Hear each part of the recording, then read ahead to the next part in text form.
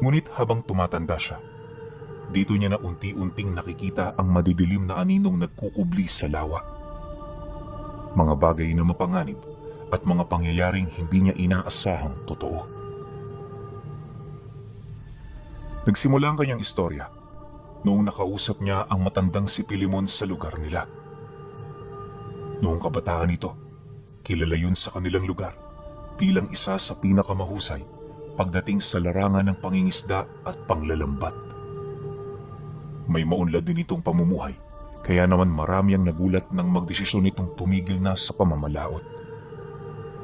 Magmula nun, ang masaganang pamumuhay ni Pilimon sa lawa, unti-unting nalugmok, buhat sa sapilitan nitong paglipat sa lupa.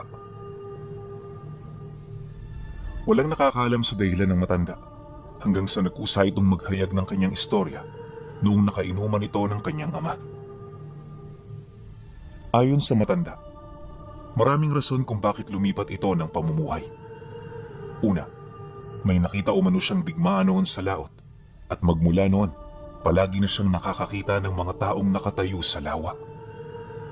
Palagi siyang itong tinitingnan sa oras na naghahanda siya ng bangka, at kapag gabi naman, ramdam niyang dumaraan lang ito, na animoy sumasabay lang sa hangin. Ikalawa, may palaging nagpapakita sa kanyang matanda tuwing hapon na halos walang sawang naglalahad ukol sa mga panganib at mga digmaang nangyayari sa lawa. Noong una hindi kumbinsido si Tandang Pilimon sa ganoong kwento, ngunit nang mapansin ito ng matandang hapon-hapong dumadalaw sa kanya, pinatunayan nito ang lahat ng kwentong inilahad niya. At sa isang kisap mata, biglang nagbago ang anyo nito habang nagsasalita. Sa sobrang pagkagulat ni Tandang Pilimon, di na siya nagkaroon pa ng pagkakataon na umalis sa kanyang kinaroroonan. Literal na nawala na rin siya ng boses sa puntong kahit anong pilit niyang magsalita, walang lumalabas na tinig sa bibig niya. Matapos naman yung masilayan ng matanda, ngumisi ito habang dahang-dahang naglalaho sa karimlan. At bago pa man yun nawala sa kanyang paningin, muli nitong inilahad sa kanya ang tungkol sa nangyayaring digmaan. Nagbigay din ito ng mga babala, kaya naman magmula noon, hindi na pinili ni Tandang Pilimon na bumalik sa laot. Mahirap ang buhay sa lupa, pero di hamak na mas mainam na ito, kesa naman sa pangmadali ang yaman na merong mga kaakibat na panganib. Mariinding inilahad ni Tandang Pilimon na hindi sapat ang yaman kung gabi-gabi ganon ang kanyang masisilayan. Nang marinig naman ito ni Aloy, dito na nagsimulang mamunga ang takot na nararamdaman niya. Para sa kanya, totoo ang mga sinasabi ng matanda, kaya naman paunti-unti naglaho ang kanyang hilig sa lawa. Dito na rin niya pilit kinumbinsi ang tatay niya, ngunit sa kasamaang palad hindi ito nagpatinag. Ayon sa kanyang ama, kwento lamang ito ni Tandang Pilimon, kaya hindi sila nakasisiguro kung totoo ba ito o hindi. Dagdag pa nito na, marahil merong pinagdadaanan ng matanda, kaya naman nakakakita ito ng mga bagay na hindi dapat masilayan. Nabanggit din ito sa kanya, na sa tagal na nitong pamamalaot, wala pa yun doong nasilayang digmaan ng mga aswang. Matapos naman niyang marinig ang sinabi nito, pinili na lamang niyang manahimik. Sa isip-isip niya, wala siyang lakas ng loob para tutulan ang desisyon ng kanyang ama. Gawa ng unang-una, alam niya na hindi ito marunong makinig sa opinyon ng iba. Kaya naman imbis na talikuran ng pangingisda, pinili niyang ipagpatuloy ito kahit labag sa kanyang loob. Ilang buwan ang lumipas. Awa naman ng Diyos, naging maayos at payapa ang kanilang pamumuhay. Paunti-unti, nawawala na ang takot sa kanyang isipan, ngunit pagtungtong ng kanyang kaarawan, may nangyaring hindi inaasahan. Isang gabi bago ito sumapit, nataong nalimas ang paninda nila ng mga kababaryo nila. Dahil dito, kailangan magtrabaho ng kanyang ama kahit 10 oras ng gabi. Nangako kasi yung hahandaan siya nito, kung kaya't sa kabila ng pagtutol ng nanay niya, nagpumilit pa rin itong bumalik sa laot. Ang naging paalam nito sa kanila, babalik ito bago sumapit ang bukang liwayway. Dagdag pa nito na, meron naman siyang mga kasama, kaya wala silang dapat na ikabahala. Matapos siyang ilahad ng kanyang ama, umalis na ito ng walang pasabi. Silang mag-ina naman, naiwan sa loob ng bahay habang pinag-uusapan ang kanilang mga alalahanin. Si Aloy noon pinuno, gustong-gusto talagang sumama sa tatay niya, ngunit hindi siya nito pinayagan. Ayon sa kanyang ama, kaarawan niya kinabukasan, kaya naman mas mainam na magpahinga siya ng maaga. Dagdag pa nito, mapanganib na para sa kanya na lumuwas ng ganoong oras, kaya sa halip na magpumilit siya, mas magandang unawain na lang niya ang sitwasyon nila. Dahil sa sinabi nito, naging panatag siya. Ngunit lingid sa kanyang kaalaman na yun na pala ang huling gabi na makikita niya itong buhay. Kinabukasan habang abala sila sa pagluluto, may pumutok na balita sa baryo. Naging usap-usapan ang mga bangkang nawawala kasama ng bangka na minamaniobra ng tatay niya. Pagkarinig naman nila sa sumbong, hindi na muna nila itinuloy ang kanilang ginagawa. Siyempre, uunahin nilang malaman ang sitwasyon kesa naman sa pagluluto. Pagdating nilang mag-ina sa baryo, bumungad sa kanila ang mga bangkang iniahon na sa lawa. Walang laman ang mga bangka, kahit piraso ng sagwan o maliit na bagay na magsisilbing pagkakakilanlan ng mga nawawala. Pagsilay naman dito ni Aloy, agad na bumuhos ang kanyang emosyon. Sa isang iglap, nawala ang pagkasabik niya sa kanyang kaarawan, buhat sa kanyang mga nalaman. Unti-unti ring gumuho ang mundo niya dahil ang ama niyang yun ang nagsilbi niyang pinakamatalik na kaibigan. Lahat ng kanyang hilig sa buhay palagi itong nakasuporta at ni minsan hindi niya roon naramdaman na siya ay baliwala. Ito lang din ang nag-iisa niyang karamay kaya halos hindi niya mawari ang buhay niya nang wala na ito sa kanyang tabi. Ilang minuto pa ang lumipas, pilit na niyang pinigilan ang pagbuhos ng kanyang emosyon. Nakakalungkot man ang balita, kailangan niyang magpakita ng katapangan para sa kanyang mga kapatid. At imbis na ipagpatuloy ang pagdadalamhati, malaya niyang pinakinggan ang opinyon ng mga taong nag-uusap ukol sa pangyayari. Base sa kanyang mga narinig, hindi posibleng may aksidente sa laot noong gabi. Sa estado ng mga bangka, mukhang wala namang nangyari, kung kaya't misteryo para sa kanila ang pagkawala ng mga nakasakay dito. Dagdag pa ng ilan na, magandang panahon noon, kaya naman malabong malunod ang mga ito ng basta-basta. Una sa lahat, ang mga mangingisdang nawawala ay mga eksperyensado na. Kahit hindi dala ang kanilang mga bangka, kaya nitong bumalik sa pangpang kung sakali mang nawala ito sa gitna ng lawa. Sa pagpapatuloy ng kanyang pakikinig, wala siyang nahagilap na istorya na pangkaraniwan kung pakikinggan. Lahat ng mga taong nag-uusap doon, naniniwalang bunga ang insidente ng mga pangyayaring hindi maipaliwanag. Pagtatapat pa ng mga ito na, mataas ang tsansang hinuli ng mga kataw ang mga mangingisda, kung kaya't huwag na silang umasa na ito ay makakabalik pa. Nang marinig naman niya ang tungkol dito, minabuti naman niyang paalisin na roon ang kanyang ina. Maging siya man kasi, hindi na mawari kung ano ang gagawin matapos niyang marinig ang opinyon ng nakararami. Maya-maya pa, nang marinig naman ito ang sinabi niya, pahikbi itong umiyak habang dahan-dahang lumalapit sa kanya. Pag-alis nila sa lugar, dahan-dahan nilang tinahak ang daan papauwi ng bahay. Yung nanay niya, para nang mawawala sa sarili dahil sa kung ano-ano na lang ang sinasabi nito sa kanya. Nabanggit din ito na hindi nito kayang mabuhay na wala ang kanyang asawa, kaya mainam na mamatay na lang din siya. Nay, huwag niyo naman hong sabihin yan. Hindi pa ito ang katapusan. Manali kayo. Babalik sa atin si Itay. Hihintayin natin siya. Sagot naman niya rito, kahit alam niya sa kanyang sarili na hindi na ito posible. Ilang metro ang layo mula sa kanilang tahanan, nakita niya si Tandang Pilimon na nakaupo sa tabi ng isang lumang tindahan habang merong bitbit na bote ng alak. Kahit maaga pa, mag-isa yung doong uminom na animoy meron din itong dinadalang problema. Pagdaan nila rito, agad silang tinawag ng matanda.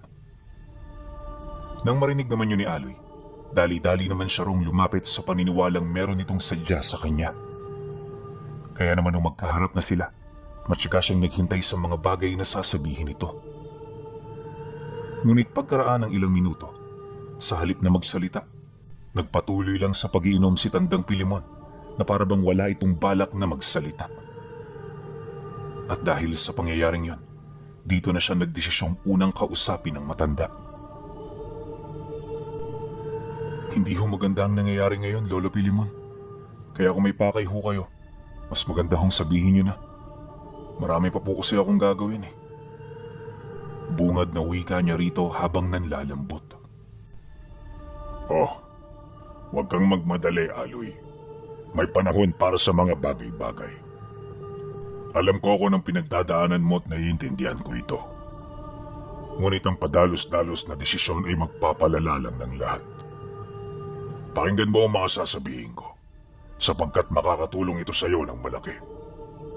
At huwag kang mag-alala, tutulungan din kita sa abot ng aking makakaya. Ang importante sa ngayon, malaman mo kung ano ang totoong nangyayari. Iuwi mo na muna ang nanay mo. Dahil marami-rami tayong pag-uusapan.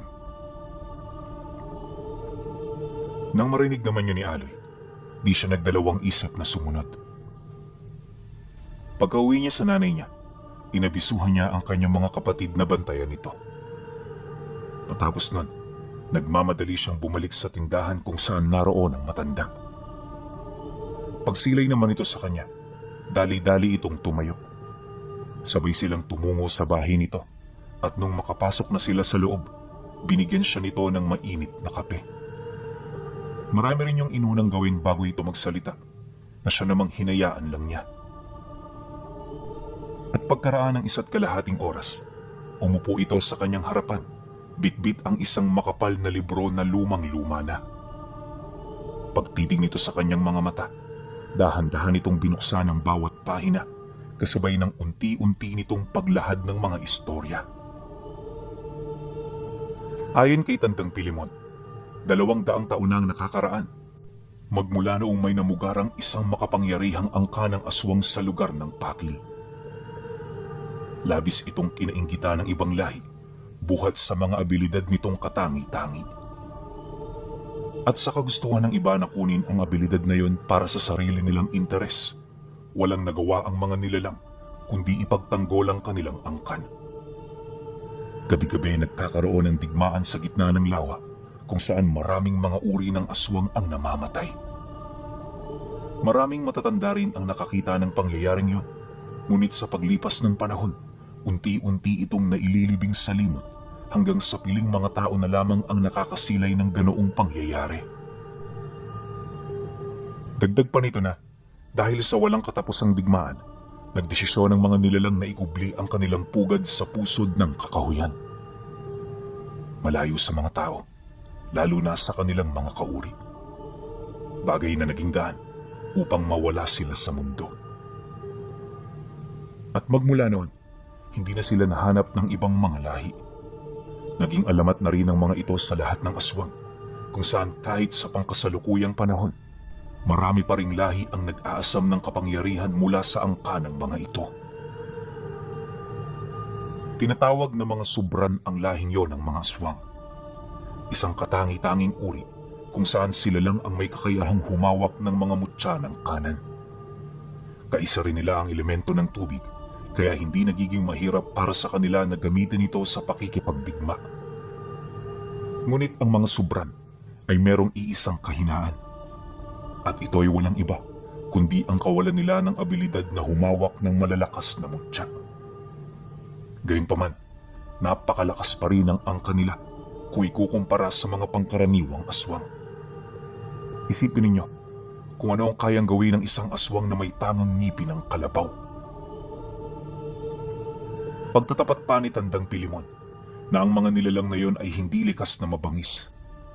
Ngunit dahil sa kanilang mga pinagdaanan, naging bihilante sila sa mga nilalang na may kakayahang gumawa sa kanila ng masama. At hanggat maaari, kung kaya nilang balaan ang mga posible nilang kalaban, patuloy nila itong gagawin hanggang sa mawala na yon sa kanilang mga landas. Hindi rin likas sa mga subran ang mapaminsala, gawa ng sa kabila ng kanilang mga abilidad, mas pinipili nilang maging mapayapa. Di rin sila mga salot na nilalang dahil ang mga kinakain nila ay pawang mga laman dagat lamang. Naniniwala rin ang matanda na hindi mga subran ang may kagagawan sa pagkawala ng tatay niya. Kung hindi ito nagkakamali, biktima yon ng mga aswang na umaaligid sa lawa tuwing 10 oras. Marahil habang sila'y nag-uusap, makakulong ang kanyang ama, pilit na nagbabakasakali na merong magliligtas sa kanila. Nang marinig naman niya ang tungkol dito, hindi niya maiwasang magtanong ukol sa kredibilidad ng kwento. Medyo mabigat kasi ang aligasyon ng matanda, kaya naman hindi niya maiwasang magduda kahit bahagya. Ngunit nang mapagtanto yun ni Tandang Pilimon, muli nitong ipinagbigay alam sa kanya na hindi sapilitan ang paniniwala sa mga kwento niya. Mariin din itong inilahad na kung gusto niyang matulungan siya nito, mas mainam na maniwala siya at huwag nang magtanong pa. Sa bandang huli kasi, tanging ito lang ang tao na pwede niyang malapitan.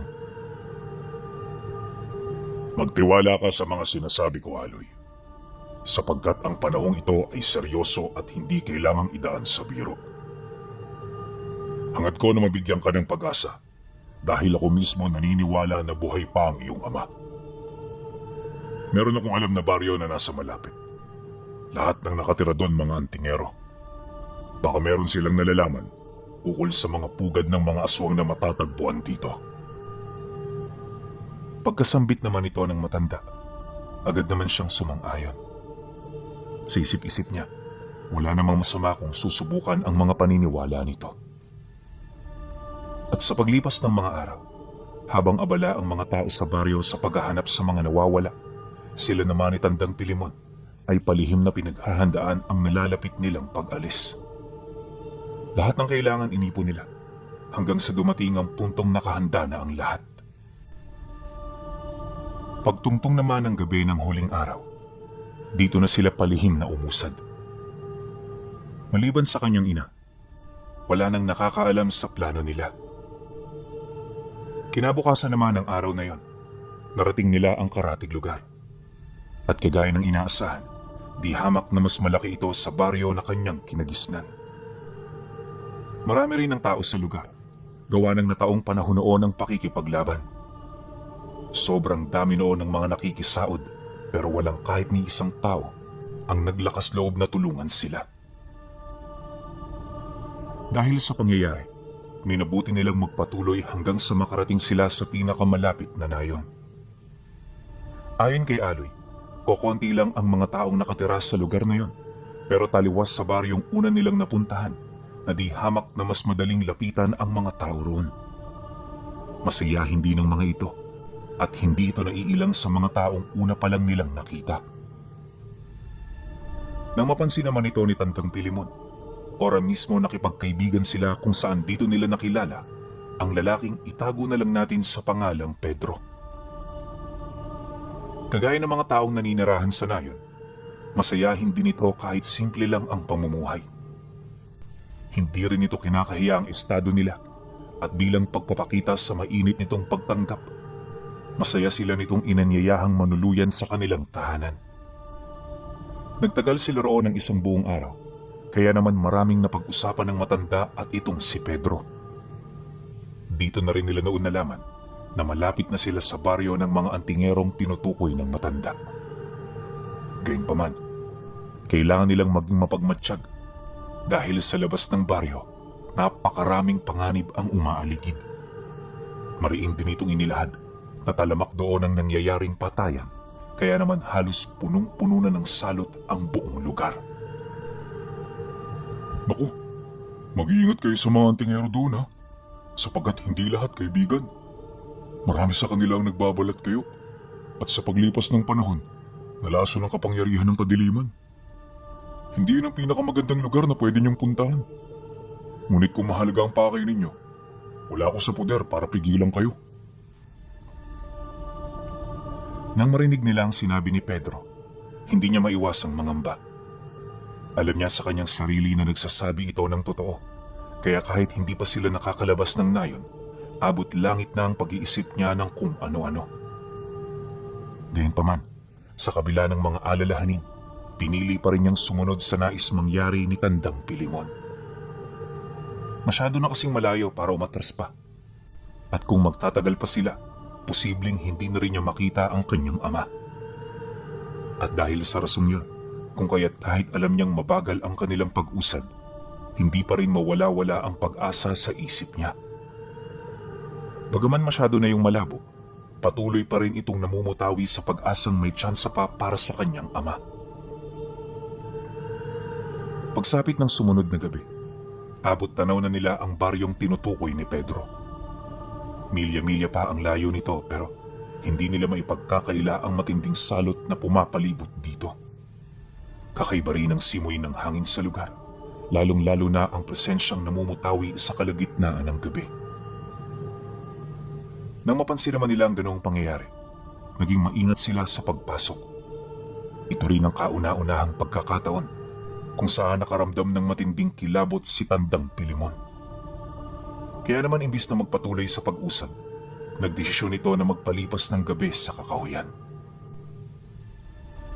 Ayon sa matanda na, nakakatakot pasukin sa ganoong oras ang baryo dahil sa dami ng mga nararamdaman nitong hindi kaaya-aya. Dagdag pa nito na, kung magpupumilit sila, malaki ang tsansa na sila'y mapahamak. Mariin din itong inilahad na mas mainam na umaga nila ito pasukin upang hindi sila magulat sa mga bagay na kanilang makikita. Nang marinig naman ni Aloy ang sinabi nito, hindi na siya umimik.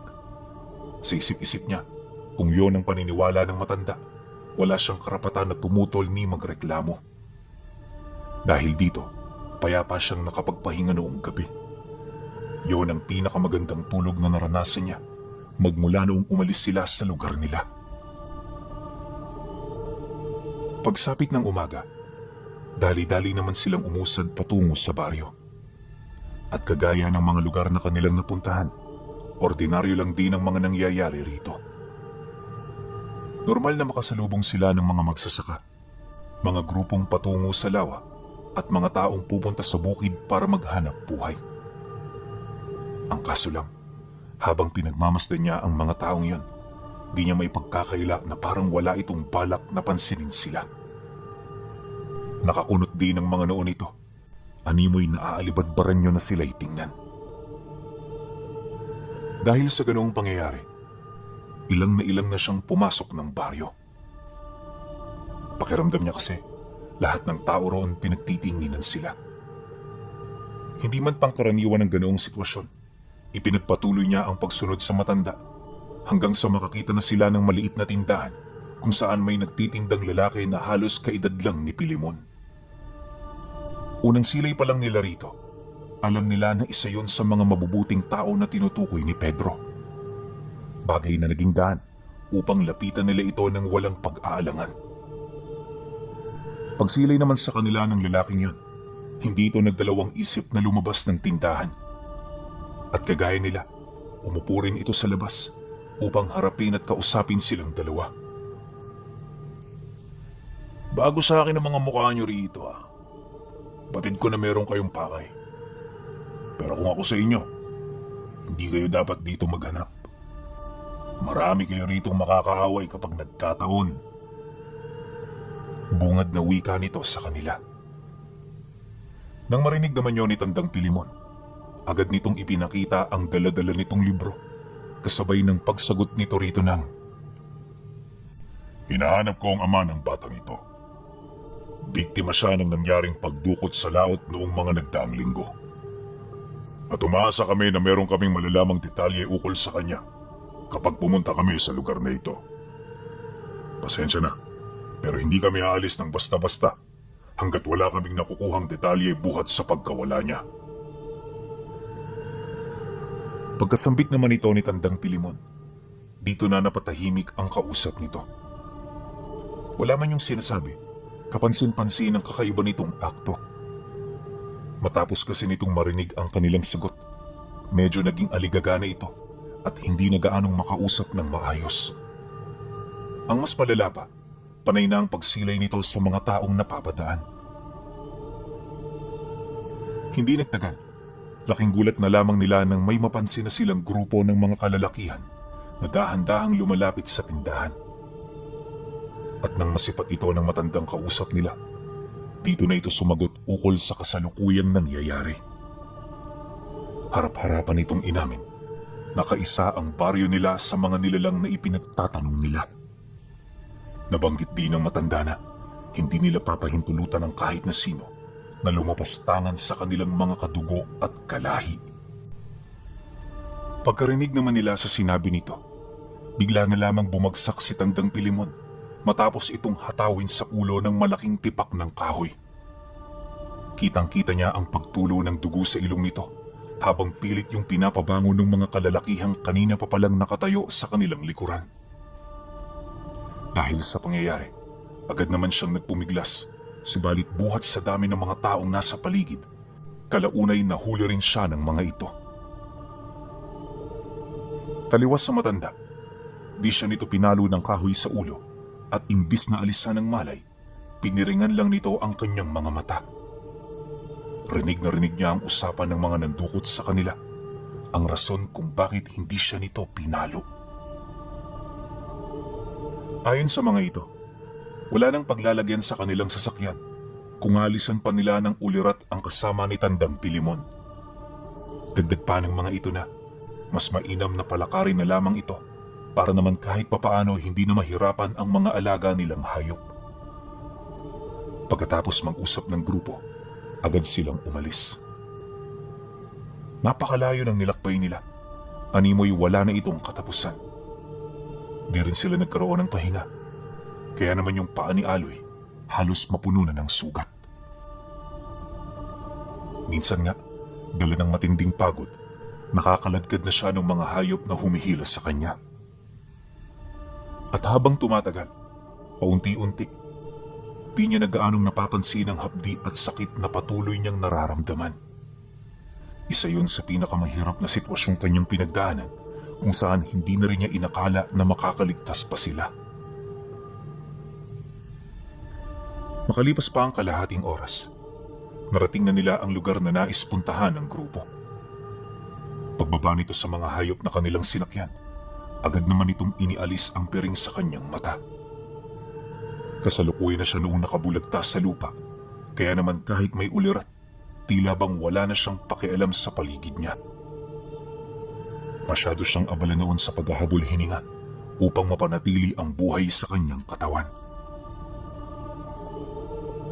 Maya-maya pa, nang medyo manumbalik na ang kanyang lakas, dito pa lamang siya nagkaroon ng kamalayan sa paligid. Paunti-unti, nakita niya ang kasalukuyan ditong nangyayari. Ayon kay Aloy, habang sapilitan siyang kinakaladkad ng isa sa mga lalaking dumukot sa kanila, nakita niya ang mga labi ng taong nakasabit sa mga poste na parang karne ng hayop. Wala rin siyang ibang nakikita sa lugar, kundi ang makapal na usok na nagmumula sa malaking siga kung saan nagluluto ang mga ito. Wala ka rin makikitang buhay na puno sa paligid. Animoy ang lugar na yon ay matagal nang nilisan ng kalikasan. Napakarami ring kalat sa bawat tahanang kanilang madadaanan, kaya naman kahit wala pa siyang ideya sa kinaroroonan niya, alam na niya na walang kaayusan sa lugar na yon. Ilang minuto pa ang lumipas, may dumaang kakaibang nilalang sa dinaraanan nila. Para itong tao kung titingnan, pero may malalapad itong pakpak sa likod nito. Paulit-ulit ding umaatungal ang nilalang habang nakalabas ang malasaahas nitong dila. Matapos naman niya yung masilayan, halos magpumiglas siya buhat sa takot na kanyang nararamdaman. Ngunit nang mapansin ito ng lalaking kumakaladkad sa kanya, walang kaabog-abog naman siya nitong sinapak sa muka. At sa ikalawang pagkakataon, nawalan na naman siya ng ulirat. Pagmulat ng kanyang mga mata, nadatna niya ang kanyang sarili sa isang liblib na parte ng baryo. Malayo ito sa mga kabahayan. Animoy sinadya ng mga nilalang na mailayo sila sa mismong tirahan nito. Pagtayo naman niya sa kanyang kinahihigaan, dito niya nakita ang grupo ng mga taong nagsusumiksik sa sulok ng kulungang kung saan sila naroon. At sa isang iglap, nang medyo maunawaan niya ang pangyayari, dito niya nasilayan ang malawak na kulungan kung saan siya naroon. Kakaiba ang amoy sa lugar, gawa ng bawat isa sa kanila, dito na dumudumi. Marami ring buto ng mga namatay na hayop sa paligid na animoy kinain ng mga kasama niya sa lugar na yon. At sa pagpapatuloy ng kanyang pagmamasid, nasaksihan niya kung gaano kalunos-lunos ang sitwasyon ng bawat isa. Lahat ng mga taong nauna sa kanya, punong-puno na ng karamdaman sa kanilang mga katawan. Hindi lang yan, sa estado ng mga ito, mukhang malapit na rin yung mamatay, kaya naman abot langit ang naramdaman niyang pag-aalala para sa kalagayan ng bawat isa. Ngunit napag-isip-isip niya na, hindi ito ang panahon para mag-alala sa buhay ng iba. Alam niya sa kanyang sarili na prioridad niyang unahin ang kanyang kaligtasan, kaya hanggat may lakas pa siya, gagawa siya ng paraan. Dahil dito nagdesisyon si Aloy na mag-isip ng plano. Alam niya na marami na sa mga kasamahan niya roon ang nagtangka ng tumakas, pero naniniwala siya na wala pang nagtatagumpay. Sa pagpapatuloy naman ng kanyang pagmamasid, kapansin-pansin ang mga lamat sa kulungan nilang gawa sa kahoy. Hindi niya mawari pero alam niya sa kanyang sarili na medyo may katagalan na ito. May kutob din siyang hindi na ito gaano katibayan, kaya naman madali niya itong matitibag kung sakali mang matagumpay niya itong malapitan. Subalit dahil sa dami ng bantay sa paligid, di siya sigurado kung magagawa niya ba ito. Masyado kasing mataas ang aakyatin, kaya naman medyo palaisipan para sa kanya kung papaano niya ito gagawin nang hindi siya matutunugan. Dahil sa pangyayari, nanatili siya sa kanyang kinaroroonan para mas mapag-isipan pa ito ng maigi. At sa sobrang pag-aasam niyang makatakas sa lugar, pansamantala niyang nakalimutan ang matandang si Pilimon. Mabuti na lang pagsapit ng gabi, naalala niya ito, kaya naman dali-dali niya yung hinanap. Malakas ang kutob niya na nasa loob din ito ng kulungan, kaya naman kahit hindi niya kilala ang kanyang mga kasama, napilitan siya ritong lumapit sa kabila ng pagkailang niya buhat sa hindi kaaya-ayang amoy ng mga ito. Nang mapansin naman siya ng mga taong matagal na roong nakakulong, agad siya nitong pinagkumpulan habang bakas sa kanilang mga mukha ang takot at pag-aalala sa kanyang kalagayan. Narinig na rin niyang mag-usap-usap ang mga ito ukol sa kalunos-lunos niyang sinapit. Nabanggit din nila na masyado pang bata si Aloy para malagay sa ganoong sitwasyon. Pagkarinig naman niya sa sinabi ng mga taong yan, tahimik lang niya itong pinagmasdan. Hindi naglaon, bigla naman siyang natigilan nang may marinig siyang tinig na nagsambit sa kanyang pangalan. Aloy? Aloy, ikaw ba yan? Paulit-ulit na wika ng tinig. Nang marinig niya ang sinabi nito, agad niya yung hinanap. Di nagtagal, nang magpang-abot ang kanilang paningin, agad naman siya ritong sumagot ng,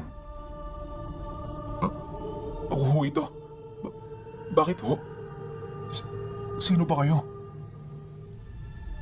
Pagkarinig ng lalaki sa kanyang sinabi, dali-dali siya nitong nilapitan at niyakap. Nanggigitataman sa putik ang buo nitong katawan. Hindi ito nahiya sa kanya. Animoy matagal na itong nangungulila. Dala ng pagkagulat, hinayaan lang ito ni Aloy. Sa isip-isip niya, di niya kailangan magpumiglas dahil lahat sila roon magkakasama. Sa kasagsagan ng ganoong pangyayari, pilit niyang hinanap ang matanda. Ngunit sa kasamaang palad, di niya ito nakita. Ang tanging nasilayan lang niya ay yung libro nitong naglalaman ng kasaysayan ng Subran. Naisip niya na mahalaga ito sa matanda, kaya naman hanggat hindi pa ito nawawala sa kanyang paningin, pinilit niya itong makuha. Mabuti na lang nakuha niya ang libro bago siya tuluyang dumugi ng mga tao. Ilang minuto pa ang lumipas. Dumating ang mga gwardya na mabilis na gumapang sa kulungan. Paulit-ulit yung nagpakawala ng nakakasindak na huni, kung kaya't bahagyang natigil ang kaguluhan sa loob. Pagsipulasan naman ng mga tao, isa-isa itong nagsikumpulan sa parte ng kulungan kung saan hindi ito maaabot ng mga nilalang. Nagsimula na rin itong tumahimik, indikasyon na may mangyayaring masama sa sandaling hindi sila sumunod sa nais ng mga nilalang. Maya-maya pa, pagkalma ng buong paligid, dali-dali namang bumaba sa kulungan ang mga ito. Sila Aloy naman, naiwang tahimik sa isang tabi habang pinapakiramdaman ng buong lugar. Hindi nagtagal, nang medyo kumalma na ang tensyon, tsaka pa lamang niya namukhaan ang kanyang ama na matagal na ritong nakakulong. Butot balot man ang katawan nito at parang kulang na sa pag-iisip, hindi nawala sa kanya ang mga alaala ng tatay niya. At sa kanilang pag-uusap, dito niya inilahad ang kanilang mga pinagdaanan para lamang makarating sa lugar na yon. Labis naman yung ipinagpasalamat ng kanyang ama, ngunit hiniling nito na sana hindi niya na ito ginawa. Lahat ng mga nakakulong dito, anak, nakatakda para maging pagkain ng mga demonyong yan. May mga taning na tayong lahat, at panahon na lang ang makapagsasabi kung kailan tayo mawawala. Nakakapanghinayang lang sa parte mo, dahil masyado ka pang bata. Kung sana kinalimutan mo na lang ako, hindi ka sana malalagay sa ganitong sitwasyon. Wika ng kanyang ama nang marinig niya ang kwento nila ng matanda. Nabanggit din ito na kung tunay nga nakasama niya si Tandang Pilimon at wala yun sa kulungang yun, posibleng nasa bingit na ng kamatayan ang buhay nito. May mga naitala na kasi noon na ganoong kaso, at ayon sa mga kasamahan ng mga naunang nawala, may mga kaalaman sa lihim na karunungan ang mga taong hindi na nakarating sa kulungan. Pagtatapat pa ng kanyang ama, naagarang pinapatay ang mga taong yun upang hindi na ito pamarisa ng iba. Pagkarinig naman ni Aloy sa sinabi nito, labis ang kanyang pag-aalala kay Tandang Pilimon. Hindi niya kasi mawari na sa haba ng kanilang paglalakbay, ito ang unang mapapahamak. Dumaan ang mga araw, paunti-unti ramdam na niya ang kahirapan sa lugar. Nagsimula ito sa kasalatan sa tubig hanggang sa unti-unti na siyang makaramdam ng matinding gutom. Paano ba naman kasi? Mga tira-tirang karne ng taong ibinibigay sa kanila ng mga aswang. Ilan lang din na may kakayahang umusab ng ganoong pagkain, gawa ng mas pinipili ng karamihan na hindi kumain ng kanilang kauri. Mas gugustuhin pa nilang magutom at magtiis kaysa mabusog, ngunit nakagawa naman ng karumal-dumal na kasalanan. Dahil dito, kung ano-ano na lang ang pinagtsatsagaan nila. Malimit nilang pagkain doon ay yung mga damong malapit sa kulungan. Mapait man ang lasa at kasuklam-suklam ito sa tiyan, wala silang magagawa. Ayon sa kanya, na sa mga unang araw na pagkakakulong niya, marami pa siyang naiisip na plano kung papaano roon tumakas, pero habang tumatagal, ang pag-asang yun ay unti-unti nang nawawala. Patid ni Aloy na masyado itong imposible, lalo pat nang hihina na rin ang kanyang katawan. Kalaunan, dito na siya nakontento sa kung ano ang estado nila. Wala na rin siyang iniisip na iba, maliban sa makakuha ng pagkain sa araw-araw. Tanggap na rin niyang doon siya mamamatay, ngunit lingid sa kanyang kaalaman, meron palang darating na tulong. Isang gabi habang tumatama ang malakas na liwanag ng buwan sa kulungan, naging abala sila sa pangunguha ng palaka. Hilaw nila itong kinakain, pero marami sa mga ito ang itinatabi nila para sa mga susunod na araw. Matapos ang nangyaring pangunguha, isa-isa nang nagpahinga ang bawat isa sa kanila. Ayon kay Aloy, normal na gabi lang yun para sa kanya. Ngunit sa kalagitnaan ng hating gabi, bigla silang nagimbal sa mga atungal na kanilang narinig. Alam nila na hindi yun pangkaraniwan, kaya naman nagkatipon sila sa isang tabi. At makalipas lang ang ilang minutong pagmamasid, dito nila nasilayan sa kalagitnaan ang kapwa aswang na nagpapatayan. Yung isa sa mga ito madaling nahati sa dalawa, habang yung nagwagi naman, kapansin-pansin na mukhang napapabilang sa hindi kilalang uri. Bukod kasi sa napakalakas nito, gumagamit din yun ng samut-saring abilidad na hindi pangkaraniwan sa mga aswang. At taliwas sa mga nagbabantay sa kanila, mas nanaig ang mga nilalang na yun pagdating sa pisikal na lakas. Sa pagkakatanda ni Aloy, 2 sobran lang ang sumalakay sa pugad, ngunit nag-iwan ito ng napakalaking pinsala. 10 sa mga aswang na naninirahan doon ang namatay, bago malayang nakalapit ang 2 sa kulungan na kinaroroonan nila. Pagsilay naman doon ng kanilang mga kasama, agad naman yung nagsitakbuhan kung saan-saan para iligtas ang mga sarili nila. Subalit sa kanyang pagmamasid, napansin niya na parang wala itong interes.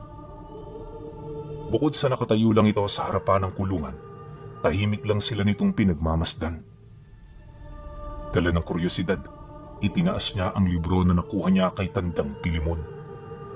Wala mang ideya sa ginagawa niyang yun. Nagbakasakali siya na mapapansin ito ng mga nilalang kung saan hindi nga siya nagkamali. Pagsilay nito sa libro ng mga subran, dali-dali itong lumipad papalapit.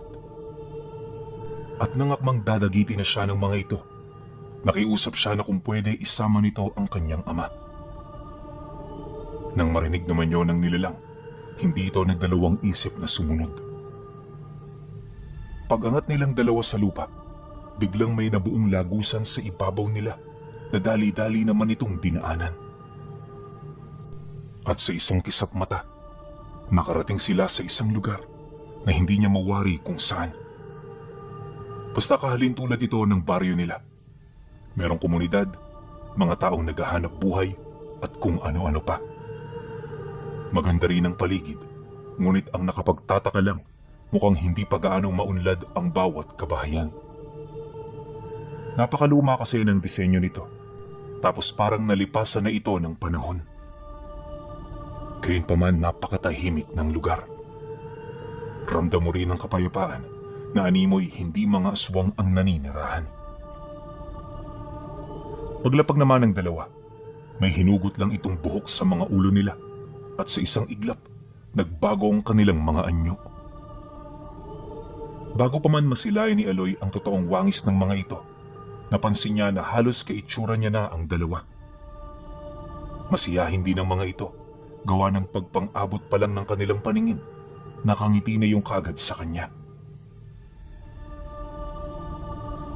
Sa kanilang paglalakad, dito na ito nagsimulang magsalita habang inilalahad sa kanyang ama na nasa ligtas na silang lugar. Nangako rin yung gagaling sila, kaya wala silang dapat na ipag-alala. Dagdag pa ng mga ito na matagal na nilang sakit sa ulo ang mga nilalang na yon, pero wala silang dahilan upang ito ay salakayin.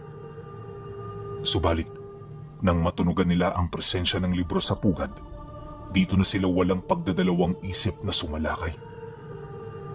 Ito ang ginamit nilang rason para kalabanin ang mga nilalang na yon.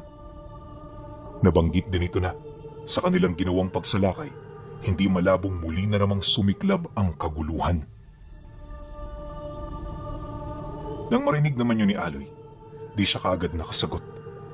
Unang-una, wala siyang kaalam-alam sa mga pangyayari. At ikalawa, hindi niya alam na totoong umiiral ang mga subran. Masyado ring malalim para sa kanya ang tinatalakay nitong paksa, kaya naman sa halip na magmarunong, minabuti niyang magpakatotoo sa kanyang sarili. Dahil dito, bahagya namang napatigil sa pagsasalita ang 2. Pagtitig ng isa sa mga ito, nagtataka itong nagtanong ng, "Kung gayon, hindi ikaw ang totoong nagmamay-ari ng libro. Nasaan ang taong yan? Bakit hindi mo kagad sa akin sinabi? Pagkarinig niya sa matalinhagang boses nito, matapang niyang inilahad ang kanyang panig. Dagdag pa niya na, malapit sa kanya ang matanda at wala na rin siyang ideya kung saan ito matatagpuan. Sa tagal din ng pagkakakulong nila, hindi malabong pinatay na ito ng mga aswang, alinsunod sa abiso ng kanyang mga kasama sa kulungan. Dahil dito, sa halip na mag-alala ang dalawa, napabuntong hininga lang naman ang mga ito. Ayon sa kanila, ikinatutuwa nilang malaman na kilala niya ang nagmamay-ari ng libro. Dagdag pa ng mga ito na hindi na nila hahanapin ng totoo nitong nagmamay-ari at sa mismong araw na yon, siya na ang bagong tagapagmana ng libro. Ilalahad nila ang lahat ng kinakailangan niyang malaman ukol dito at kung ano ang kanyang magiging trabaho. Mariing din itong inilahad na napakaswerte niya dahil kahit sa ganoong sitwasyon, nakuha niya pa ring unahin ang bagay na yon. Kung nataon kasing wala nang nangangalaga sa libro, hindi na sila mag-aaksaya na pumunta sa pugad ng mga kalaban nila. Nabanggit din ng dalawang subran na bawat taong nangangalaga sa kanilang kasaysayan ay kaisa ng kanilang angkan. Hanggat meron sila roong ugnayan, hinding-hindi nila ito pababayaan. Nang marinig naman ni Aloy ang sinabi nito, di niya mawari kung gaano siya kaswerte sa puntong kinuha niya ang libro. Gayunpaman, may mga alalahanin at lungkot pa ring namumutawi sa kanyang isipan dahil sa pagkawala ng matandang nagsakripisyo para mahanap niya ang tatay niya. Makalipas ang gabing yan, naranasan nilang muling mabuhay ng matiwasay. Yung tatay niya halos hindi makatulog sa kadahilan ng yon ang kauna-unahang pagkakataon na nakalasap sila ng maayos na higaan na merong bubong. Habang tahimik ang paligid, dito na ikwento ng tatay niya ang nangyari noong gabing mawala siya. Ayon dito, marami silang namamalaot noong mga oras na yon. Hitik sa isda ang dagat, kaya naman abala ang lahat sa panghuhuli. Literal na wala noong nagbabantay sa kanila, kaya naman nang sumalakay ang mga aswang sa lawa, nagulat talaga silang lahat. At dahil sa wala silang mapupuntahan, nakita nito kung paano madakip ang kanyang mga kasamahan. Sinubukan din itong tumakas sa pamamagitan ng pagsisid, pero hindi ito umubra sa grupo ng mga aswang. Kalaunan, nang makuha na siya nito, ginawa siya nitong alila ng mga ngatay sa baryo. Marami siyang nahawakang bangkay ng tao at yun ang naghubog sa desisyon niya na kahit anong gutom pa ang kanyang maranasan, hindi siya kakain ng mga karneng ibinibigay ng mga ito. Wala ring gabi na hindi ito nagdarasal na sana'y muli nitong makadaupang palad ang kanyang pamilyang matagal nang nawalay sa kanya. Dagdag pa ng kanyang ama na magmula noong nakita sila, pakiramdam nito dininig ang mga panalangin niya. Mas lalo rin itong nabuhayan ng loob dahil sa ginawang pagligtas ng mga subran sa kanila. Nang marinig naman niya ang lahat ng iyon, di niya maiwasang umiyak. Napakalungkot niya noon, gawa ng hindi niya halos maisip kung ano ang nararamdaman ng kanyang ama habang nasa ganoong kalagayan. Sa isip-isip pa niya na kung siya ang nasa sitwasyon nito, paniguradong masisiraan siya ng ulo kakaisip kung papaano makakatakas sa ganoong impyerno. Dagdag pa ni Aloy na inakala niya talaga noong magpapatuloy na ang ganoon nilang kaligayahan hanggang sa makabalik na sila sa kanila. Pero 3 araw pa lamang ang nakakaraan, biglang nanghina ang kanyang ama. Dali-dali itong tinulungan ng mga subran sa baryo, ngunit sa kasamaang palad, nalaman ng mga ito na masyado na palang malakas ang sumpa na nakakapit sa loob ng sistema nito. May mga lunas naman silang maaaring makatulong. Subalit hindi sila sigurado na mapapagaling ang tatay niya. Kapag kasi masyado nang mahina ang sistema nito, pwede yung bawian ng buhay. Dagdag pa ng mga ito na, habang umuusad ang gamutan, iwasan niyang umasa sa kahit na anong milagro upang hindi siya mabigla. Dahil dito, abot langit naman ang naging panalangin ni Aloy. Sa puntong yun pinuno, halos hindi na niya alam kung kanino siya lalapit. Inabisuhan din kasi siya ng mga nilalang na hindi pa siya makakabalik sa baryo nila dahil kung gagawin niya ito, susundan lang siya ng mga aswang na muntik nang pumatay sa kanya. Mariin din itong inilahad na obligado siyang sumunod dahil ito ang pamantayan ng mga taong kaisa ng angka ng Supran. Pagkarinig niya sa sinabi nito, kalmado lang naman siyang naghihintay. Bawat labas ng mga nilalang sa kanilang tinutuluyan, napapatayo siya, animoy naghihintay ng mga kasagutan mula sa mga ito. Ang kaso lang, sumapit na lang ang gabi, wala pa rin siyang naririnig. At para naman mapakalma siya, doon na siya nilapitan ng nilalang na nagligtas sa kanila. Paulit-ulit siya nitong pinayuhan ukol sa mga nangyayari hanggang sa tuluyan na siya nitong mapakalma. Gayunpaman, di pa rin nawawala ang mga alalahanin sa puso niya. Kahit ano kasi ang sabihin ng mga nilalang na yun, hindi niya maipagkakaila ang takot, lalo pat ama niya ang nasa bingit ng kamatayan. Pagpatak naman ng 8:00 ng gabi, dito na lumabas ang lahat ng nasa loob ng bahay. Bawat isa, bakas sa mukha ang panlulumo, indikasyon na hindi naging maganda ang kinahinatna ng panggagamot nila. Dahil dito, agad naman siyang nagpumiglas para lamang mapuntahan ang kinaroroonan ng tatay niya. Ngunit pagdating niya sa lugar, bumungad itong nakaratay at natatakpan na ng kumot. Matapos naman niya yung masilayan, bumuhos ang kanyang emosyon. Yakap siya rito ng yakap habang paulit-ulit na sinasabi sa kanyang isip na pawang masamang panaginip lang ang lahat. Ngunit ilang beses man niyang imulat ang kanyang mga mata, sadyang hindi nagbabago ang mga nakikita niya. Kalaunan, sapilitan na siyang pinatras doon ng mga kasamahan nila sa takot na baka mahawa siya sa karamdaman at sumpa nitong dala. Tama na yan, Aloy. Tama na. Lahat tayo rito nawala ng mahal sa buhay. Kaya alam namin ang iyong pinagdadaanan. Maging matatag ka, sapagkat ito pa lamang ang simula. At kung gusto mong maging mapayapa ang kaluluwa ng iyong ama, tulungan mo kaming maghigante. Yan na lang ang may aambag mo, kung gusto mong makabawi sa mga nilalang na kumuha sa buhay niya. Wika ng Supran. Ngunit sa kabila ng mga sinabi nito, hindi pa rin siya nagpapigil.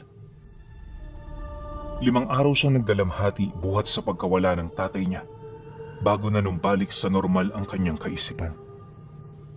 Sa puntong yon, iisang bagay na lamang ang sumasagi sa kanyang wisyo at ito ay walang iba kundi ang mapaghigantihan ang mga kalaban nila.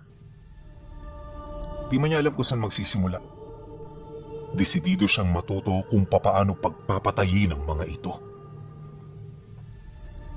At dahil sa matinding desperasyon, kung kaya't pinili niya ang Supran na turuan siyang makipaglaban. Noong una tuto lang mga ito sa hangarin niya, pero sa katagalan ng kanyang pamimilit, wala rin yung nagawa.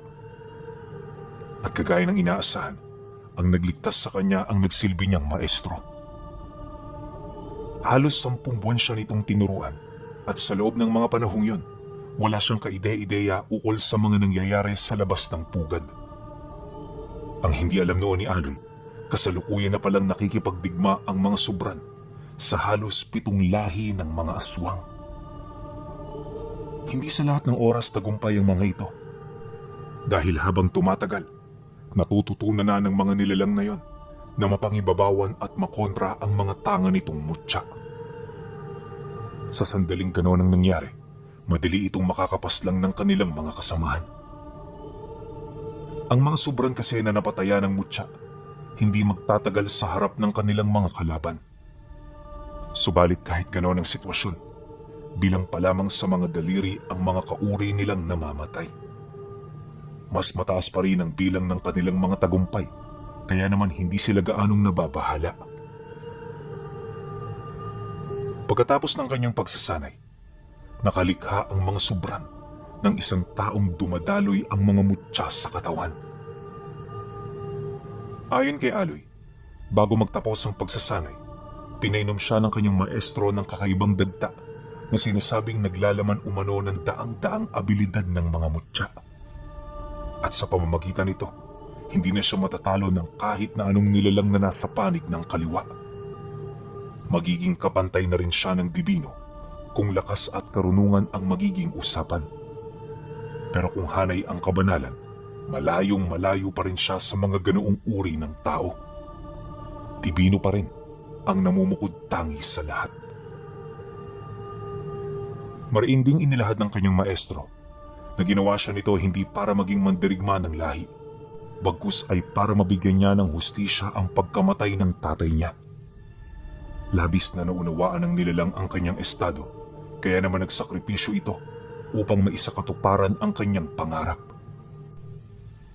At nang magawa na nila ang lahat ng preparasyon, dito na sila nagdesisyong sumama sa gera. Sa bisa ng mga mutya na tanga niya, nagkaroon siya ng abilidad na makatapak sa tubig kagaya ng mga subran. At sa tulong ng kanyang pagsasanay, mas naging kapaki-pakinabang siya sa digmaan. Ayon kay Aloy, gabi-gabi may nangyayaring labanan sa lawa na walang kahit na sino ang nakakaalam. Marami ang nagbuwis ng buhay kung saan ang mga labi nila ay nagpahinga sa pinakailalim ng lawa. At bagaman marami sa kanilang mga kalaban ang nalalagas gabi-gabi, hindi ito sapat para tumigil ito sa pag-atake. Ayon kay Aloy, na napakadaling kalabanin ng mga ito, ngunit may mga pagkakataong nahihirapan talaga sila. Isa na rito ay nung sumama ang gabunan ng angkan. Halos nasa bingit na ng pagkatalo ang kanilang panig noon, kaya naman nang mapansin niya ito, dali-dali siyang tumakbo hanggang sa marating niya ang lugar ng labanan. Pagsilay niya rito, may nakita siyang dalawang subran na bigla na lamang pumailalim sa tubig. Mabuti na lang, may mga tangan nitong mutya na may kakayahang kumontrol ng elemento ng lawa. Ito ang naging daan upang makabalik sila sa ibabaw ng hindi na uubusan ng hininga. Sugatan man at nanghihina, muling itinaas ng mga ito ang kanilang mga sandata laban sa napakaraming nilalang na kinakaharap nila. Pagsilay naman ni Aloy sa pangyayaring yon, agad siyang lumapit sa mga ito upang makapagbigay ng proteksyon. Ayon sa kanya na, kung nataong walang kaliskis ang mga subran, paniguradong patay na ang dalawang yon. Sa sobrang tindi ng pinsalang tinamo ng mga ito, halos muntik na itong tumagos sa kanilang mga kalasag. Mabuti na lang napigilan niyo ng mga kaliskis bago pa man ito bumaon sa kanilang mga laman at sistema.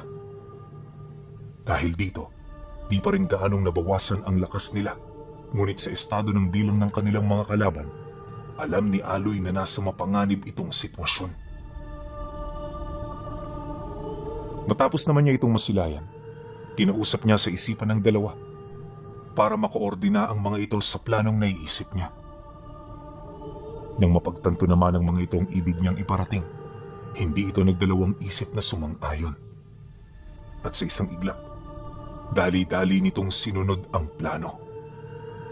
Walang sabi-sabi, mabilis itong tumakbo papalapit sa mga aswang, bitbit ang mga itim nitong sandata. Paglapit naman ng mga ito sa nilalang, walang habas nila itong sinunggaban hanggang sa muli na namang sumiklab ang matinding kaguluhan.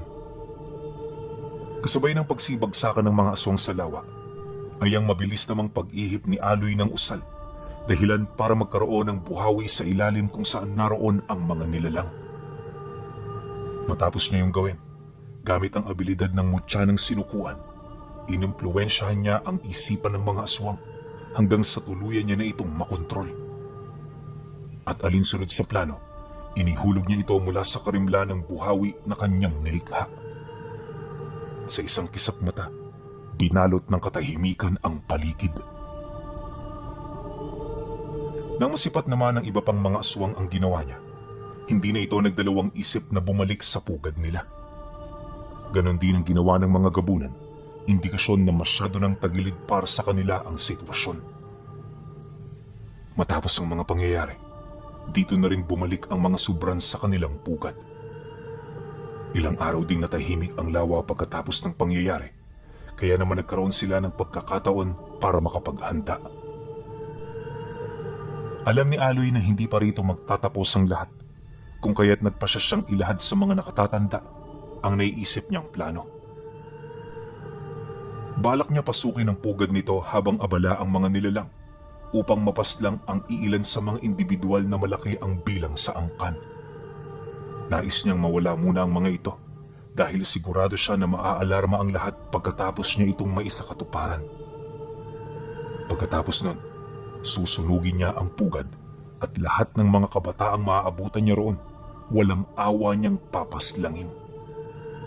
Dagdag pa niya na, ito lamang nag-iisang paraan upang maipaghiganti niya si Tandang Pilimon at ang kanyang ama.